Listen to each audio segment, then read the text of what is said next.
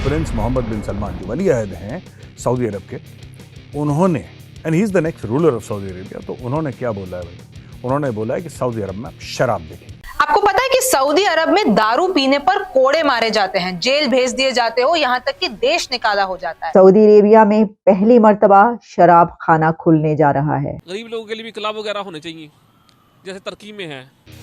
निकालते नया तेल तो बन नहीं रहा है, जो बना है वो लाखों करोड़ों साल पहले बना है। तो ये सब हो रहा है खत्म दोस्तों, अब ये हो रहा है खत्म, ये चिंता का विषय है। ये पहली मर्तबा है कि सऊदी अरेबिया में इस्लाम की आमद के बाद अब पहली मर्तबा इस दौर में शराब खाना खुलने लगा है, और उनको पता है कि ये दुनिया वो दुनिया नहीं है। गलत किया। कुरान की तालीमात के हिसाब से देखा जाए, सूरत हिजरात में आता है अल्लाह ने शराब पी के आप मस्जिद में नहीं जा सकते, नमाज नहीं पढ़ सकते, तो अल्लाह ने हराम किया। तो ये तो सरासर इसके खिलाफ। ऐसे तो मैं आपको एक बात बताऊं, मजे की बात, दिलचस्प बात, और वो ये है कि पाकिस्तान में बड़े शराब मिलती है। ये जो है ना मुनाफकत है। क्रिश्चियन से जो राब्ता रखा जाता है, जो दोस्ती की जाती है, वो की इसलिए जाती है कि इसके जरिए हम शराब ले सकते हैं। क्या बात कर रहे हैं आप? गरीब लोगों के लिए क्लब्स होने चाहिए, वो भी इस्लामिक जमहूरिया पाकिस्तान के अंदर। ये क्या बात की आप? सऊदी अरेबिया में जो शराब दी जा रही है वो सिर्फ फॉरेनर्स के लिए है और डिप्लोमेट्स के लिए है, वो हर किसी को नहीं मिल रही, ये आया है।